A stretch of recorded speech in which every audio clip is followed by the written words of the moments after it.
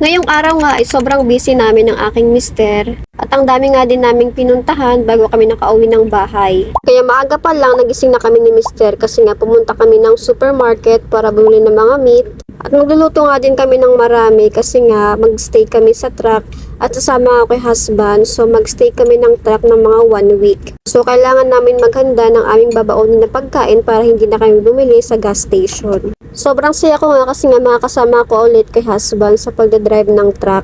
So ayan na nga, kumuha nga lang kami ng karne ng baboy at saka ng manok. At kumuha nga din ako nitong mackerel na para siyang tinapa. So luto na siya guys. Kumbaga ang tawag dito is smoked fish.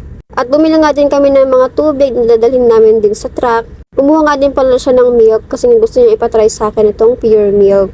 Ito lang din naman yung mga binili namin dito sa Brother.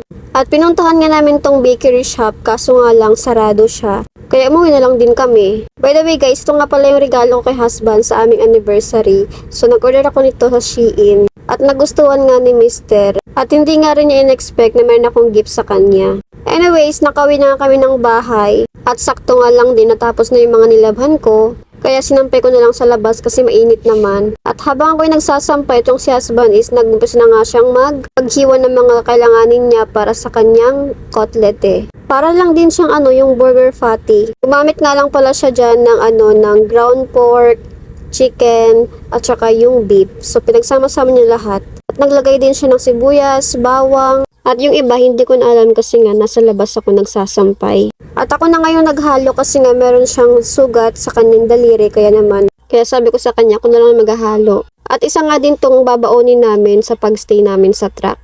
At nag-request nga din siya sa akin na magluto daw ako nitong liver or yung atay ng manok kasi nga nag-crave siya. At inadobo ko nga lang. At nagluto nga din siya ng potato, yung kanyang recipe. At bumili nga pala kami guys ng squid. Kunti nga lang din yung mga binili namin kasi nga mahal yung kilo ng squid. Habang iniintay ko nga maluto, nag-proceed na ako para gumawa ng vegetable salad. At hindi nga ako matapos-tapos kasi itong si husband nang iistorbo siya sa akin. Hindi tuloy ako makapag-video ng tuloy-tuloy. Ito nga pala guys, gagamitin ko na sauce. So tinry ko nga lang din to kung masarap nga ba kasi ito nga yung nirecommend. At okay naman yung lasa niya at nagustuhan ko naman. Sobrang dali nga lang tong gawin. Actually guys, ang dami kong niluto at hindi na ako nag-video kasi nga nag-focus ako sa pagluluto.